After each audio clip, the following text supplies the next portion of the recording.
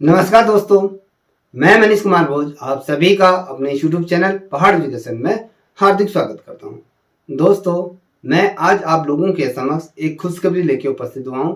ये खुशखबरी मेरे उन छोटे भाई बहनों के लिए, नौनिहालों के लिए है जो उत्तराखंड की प्रतियोगिता परीक्षाओं की तैयारी कर रहे थे और लंबे समय से वो चाह रहे थे कि यहाँ पर विज्ञापन प्रकाशित हो, लोक सेवा आयोग या यूकेएसएससी के माध्यम से कोई विज्ञापन या विज्ञप्ति प्रकाशित हो। तो आज इसी क्रम में मैं आप लोगों के समक्ष जो उत्तराखंड लोक सेवा आयोग हरिद्वार के माध्यम से जो विज्ञापन प्रकाशित किया गया है वो आपके सहकारिता पर्यवेक्षक और साथ ही पर्यावरण पर्यवेक्षक के रूप में यहाँ पर ये पद निकाले हैं। दो पद हैं, दो पदों पर ये निकाले गए हैं। ठीक है, हमने आपको बता दिया कि जो पदनाम है सहकारिता पर्यवेक्षक और साथ ही पर्यावरण पर्यवेक्षक, ये दो यहाँ पर पोस्ट निकली हुई है। इन पे टोटल अगर मैं बात कहूँ तो यहाँ पर कुल पदों की संख्या जो निकली है, देखिए यहाँ पर लिख देता हूँ, कुल पदों की संख्या जो प्रकाशित हुई है वो 55 पद यहाँ पर आपके निकले हैं। अब इन 55 पदों के लिए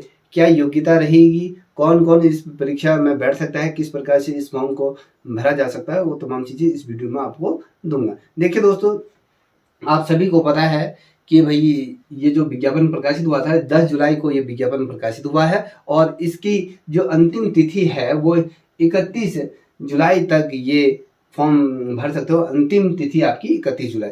इस तिथि से पूर्व ही आप हो सके पूर्व में ही 31 जुलाई का वेट मत कीजिएगा, उससे पहले इस फॉर्म को फिलअप कर दीजिएगा। अब इस पद के लिए कौन बच्चा योग्य है, कौन कौन बच्चे इस फॉर्म को फिल कर सकते हैं, तो वो तमाम चीजें मैं आपको इस वीडियो के माध्यम से दूंगा। ठीक है, कहाँ पर ये पद हैं, किस प्रकार से ये पदों का क्रम है। और देखिए, अगर मैं बात करूं जो सरकारी सहायता और पर्यावरण पर्यवेक्षक जो समूह के अंतर्गत जो सीधी भर्ती यहाँ पर प्रकाशित हुई है परीक्षा 2023 के अंतर्गत, अगर मैं बात करूँ कुल रिक्त पदों की संख्या जो यहाँ पर प्रकाशित हुई है वो यहाँ पर 55 पद यहाँ पर दिए हुए हैं और रिक्त पदों की संख्या आपके घट भी सकती है, बढ़ भी सकती है। और यह जो साक्ष्य है, वो जो सूची है, ये आपको विभागों को ये भेज दिया गया है और इसमें समान पद और समान शैक्षिक सहायताओं से संबंधित ये तमाम चीजें इसके अंतर्गत दी हुई है, किस प्रकार से ये विभागवार इसको विभाजित किया। अगर मैं बात कहूँ सहकारिता विभाग के अंतर्गत अगर इस पदों को बताऊं तो यहाँ पर अलग अलग पदों के आधार पर इसको प्रकाशित किया गया। ठीक है, देखिए यहाँ पर रेशम विभाग उत्तराखंड की अगर मैं बात करूँ, ठीक है, पहला विभाग की बात करता हूँ, कौन कौन से विभाग इसको विभाजित किया गया। विभाग रेशम, ठीक है, ये रेशम विभाग उत्तराखंड के अंतर्गत मैं बात करूँ, रेशम विभाग के अंतर्गत जो पद लंबे समय से पद खाली हुए थे इन पे प्रकाशित कर दी गई है विज्ञापन। ठीक है, इसके अंतर्गत जो पदों की संख्या अगर मैं कहूँ, इस विभाग को जो सहकारिता के जो पद दिए हुए हैं वो सिर्फ यहाँ पर 2 पद इस विभाग को दिए हुए हैं सहकारिता के अंतर्गत, सहकारिता पर्यवेक्षक के तौर पर। ठीक है, याद रखिएगा, के तौर पे दिए गए हैं। अब रेशम विभाग के अंतर्गत जो 2 पद दिए गए हैं उसके लिए क्या शिक्षा तय होनी चाहिए और ये किस प्रकार से ये पद है, अगर मैं बताऊं आपको, ये आपका जो लेवल है, ये लेवल 2 की ये क्या है आपकी भर्ती होगी, जिसके अंतर्गत आपको 19,900 से आपको यहाँ पर 63,200। देखिए यहाँ पर जो आपका वेतनमान दिया जाएगा, वेतनमान जो दिया जाएगा 19,000 से यहाँ पर आपको 63,000 तक का यहाँ पर क्या दिया जाएगा, आपको यहाँ पर वेतन यहाँ पर दिया जाएगा। ठीक है, 2 पद दिए गए हैं। अब इन 2 पदों के लिए क्या शैक्षिक योग्यता रहेगी ये आपको बता दूं। देखिए दोस्तों, अगर आप लोगों को बता दूं, किसी भी बच्चे ने यदि उत्तराखंड परिषद से या माध्यमिक शिक्षा परिषद उत्तर प्रदेश से या इंटरमीडिएट में विज्ञान विषय, देखिए इसकी योग्यता की अगर बात करूं, योग्यता क्या है इस पद के लिए, यहाँ पे इंटर आपका क्या होना चाहिए, विज्ञान होना चाहिए। विज्ञान सब्जेक्ट के जो बच्चे हैं वो इस फॉर्म को क्या कर सकते हैं, फिल कर सकते हैं। आपकी विज्ञान होनी चाहिए इसमें। ठीक है, अब इसकी योग्यता क्या है भैया, इंटर, इसकी क्या है क्वालिफिकेशन यहाँ पर देखी गई। ठीक, इंटर के जो बच्चे हैं वो इसे फिलअप कर लीजिएगा, विज्ञान वर्ग के ही इसको भर सकते हैं, या कहें उसके समकक्ष जो मान्यता प्राप्त हैं वो भी इसको भर सकते हैं। ठीक है, अब इसमें कोई आपकी एक्स्ट्रा योग्यता है तो वो भी इसमें मेंशन हुई है। इसमें क्या क्या किया गया है, जैसे कि आपको मैं बता दूं, जैसे आपके प्रादेशिक सेना के अंतर्गत आपने प्रदेश की कोई भी सेना में आपने 2 वर्ष की अगर अवधि तक इसमें सेवा की है, या फिर आपकी जो एनसीसी है, एनसीसी का इसमें क्या बी प्रमाण पत्र यहाँ पर दिया गया, इस बार अच्छा दिया गया। और टाइम पे सी मांगते, एनसीसी का यहाँ पर क्या है बी प्रमाण पत्र अगर है तो आपको यहाँ पर एक्स्ट्रा नंबर यहाँ पर आता है, यहाँ पर दी गई है। और इसकी अगर मैं कहूँ आयु, इसकी आयु सीमा क्या है, आयु सीमा क्या दी गई है, देखिए ये आपको पता होना चाहिए भाई। इसमें 18 से आपके 42 वर्ष के जितने भी अभ्यर्थी हैं, 18 से 42 वर्ष के जितने भी अभ्यर्थी हैं तो वो इस फॉर्म को फिलअप कर सकता है। 2 पद यहाँ पर दिए गए हैं, सहकारिता विभाग के अंतर्गत ये 2 पदों को यहाँ पर दिया गया है। और अगर मैं बात करूँ इसके अंतर्गत जो पदों का जो क्रम दिया गया है, कौन से पद किसको दिए गए हैं, तो अगर मैं आपको बता दूं इसमें जो पद दिए गए हैं, इस जो सहकारिता विभाग के अंतर्गत इसमें जो जनरल को ही 2 पद यहाँ पर दिए गए हैं, और ST SC OBC ये किसी को भी यहाँ पर ये पद आवंटित नहीं हुए हैं। सिर्फ यहाँ पर सामान्य वर्ग के जितने भी अभ्यर्थी हैं वो इसको फिलअप कर सकते हैं। उसमें अगर मैं बात करूँ जो 2 पद आपके जो दिए हुए हैं तो उसमें भी ठीक है, उसमें एक पद आपका क्या है महिला का है, एक पद आपका पुरुष का, ये लेके ध्यान में लेके चलिए। ठीक है, अब आपको बता, अब बात करते हैं आगे कि कौन कौन से विभाग को इसमें दिया गया। अब मैं बात करता हूँ, देखिए रेशम विभाग के अंतर्गत, देखिए यहाँ पर ध्यान में रखिएगा, फिर से मैं लिख रहा हूँ रेशम विभाग की बात कर रहा हूँ फिर से। ठीक है, रेशम विभाग के अंतर्गत जो हमने तो अभी बात करी सहकारिता की बात करी ना, सहकारिता पर्यवेक्षक की बात करेंगे। अब हम बात करेंगे पर्यावरण पर्यवेक्षक की बात करेंगे। ठीक है, पर्यावरण पर्यवेक्षक की भर्ती के बारे में बात करेंगे। तो ये पद के बारे में बात करें तो इसमें जो इसके अंदर जो कुल पदों की संख्या अगर मैं बात करूं तो यहाँ पर जो कुल पद दिए गए हैं यहाँ पर आपके 53, यहाँ पर 53 पद यहाँ पर दिए गए। 53 साथ ही आपके 2 पद लगा लिए, टोटल हो गया आपके 55 पद यहाँ पर हैं। ठीक है, 53 पद जो है आपके रेशम विभाग के अंतर्गत जो पर्यावरण पर्यवेक्षक के तौर पर ये दिए गए हैं।